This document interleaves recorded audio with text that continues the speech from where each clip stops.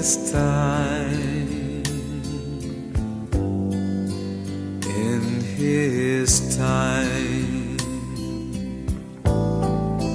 he makes all things beautiful in his time. Lord, please show me. Dzina la Tate ndi la Mwana ndi la Mzimu Woyera. Tikulandireni okondeka mwa Ambuye pano patilankhule na Ambuye, pamene Mulungu akupitiriza kutilankhula kudzera mawu ake opatsa moyo. Ndipo lero mpingo ukutipempha kuti tichite chaka cha Mikaeli oyera, Gabriel oyera, komanso Rafael oyera, amene ndi ma archangels. Chaka chimenechi lero chikutiphunzitsa zinthu izi. Poyambirira penipeni chikutiphunzitsa cha Anjero osiyanasiyana amene Mulungu anawatuma pakati pathu ndi ntchito zosiyanasiyana. Mngelo Mikaeli ndi mtumiki wa Mulungu amene cholinga chake ndicho kukhala mngelo otiteteza ife anthu a Mulungu. Kenaka Gabriel ndiye kukhala mneneri otipatsa uthenga, otinong'oneza pansi pa mitima yathu. Komanso Rafael oyera amene ntchito yake ndiko kuchiritsa, monga momwe timaphunzirira kudzera mu buku la Tobiti. Chaka cha leronso chimatikumbutsa chaka chakukhazikitsa chalichi chachikulu cha St. Michael's ku Rome mu zaka za ma 5th century. Ndipo lero mawu athu oyamba akuchokera mu buku la Daniel mutu 7 kuyambira ndime 9 kulekezera ndime 10.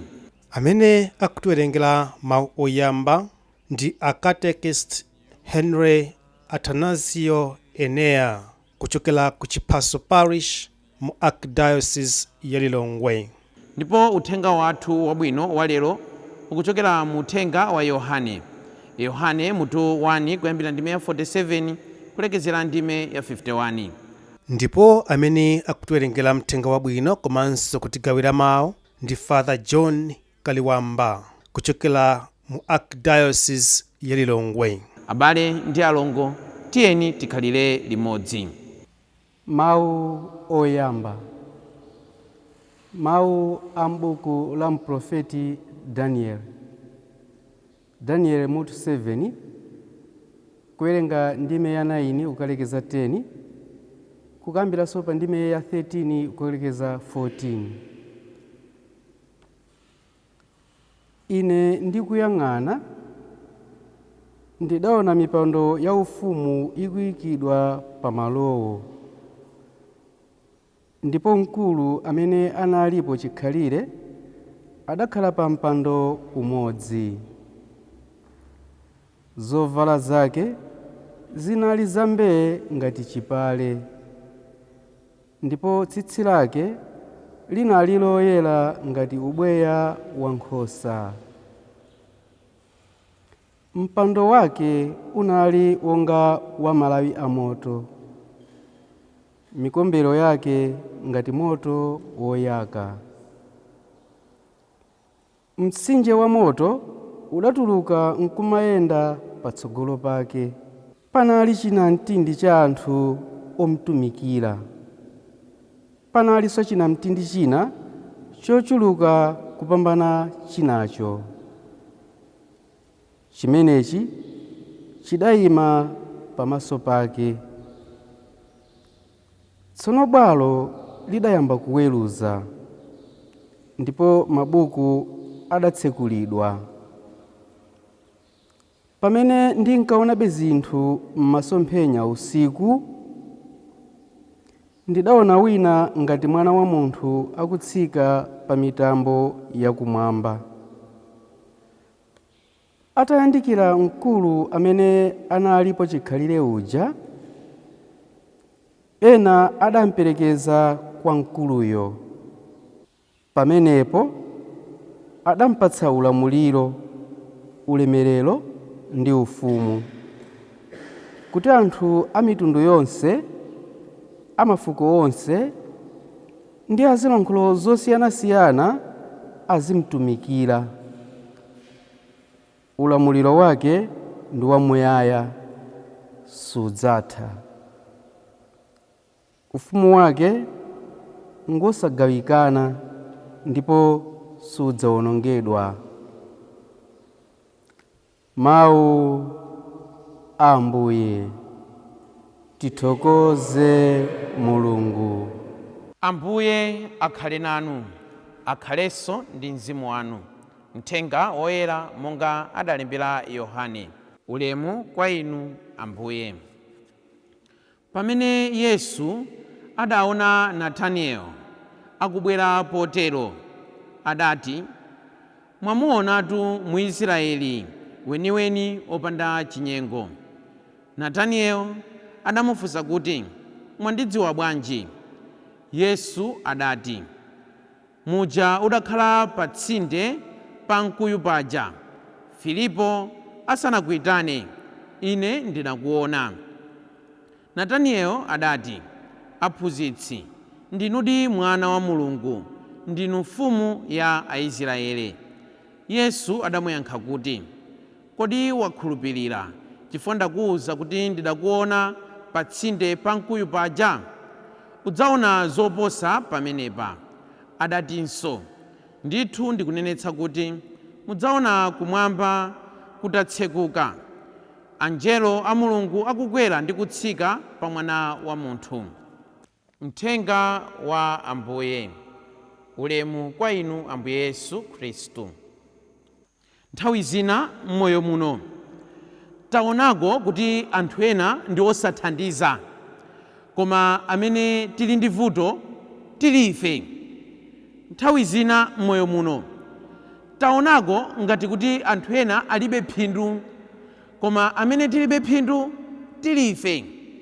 Nthawi zina m'moyo muno taonako anthu ena kuti ndi olakwa, koma amene tili olakwitsa tili ife. Ngakhalenso moyo wa Chikhristu taonako kuti mwina Mulungu samva mapemphero athu, kuti mwina Mulungu satikonda iyayi, kuti mwina Mulungu satilabadira iyayi, koma mwina amene tili osamva tili ife, koma mwina amene sitimukonda Mulungu tili ife, koma mwina amene sitimulabadira Mulungu tili ife.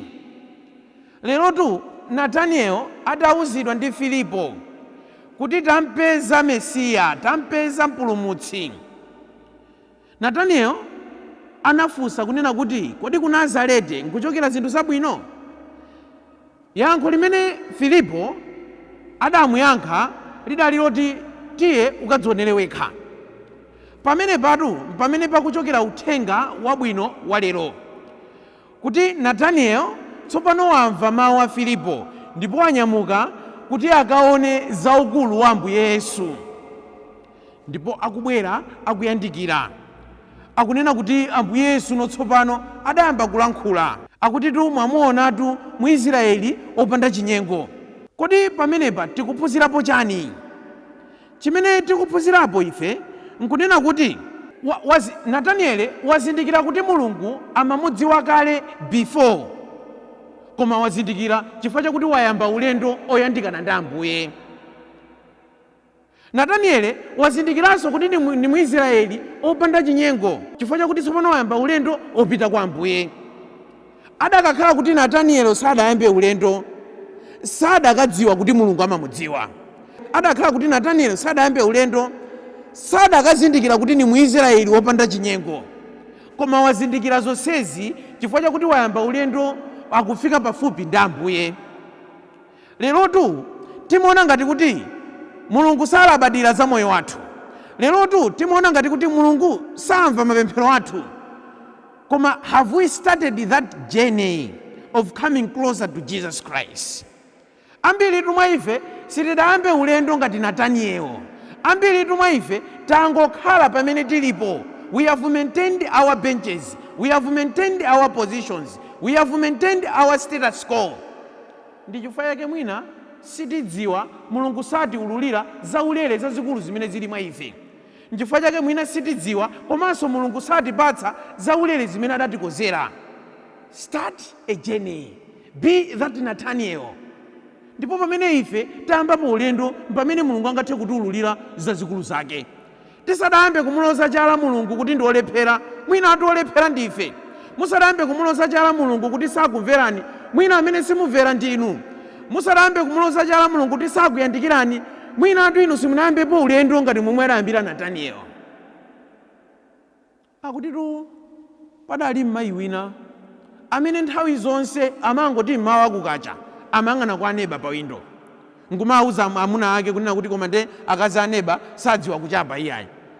Mwaziona zovala za akazi aneba zimene achapa zachita kuthipirira kunikika, koma zovala zinali bwinobwino.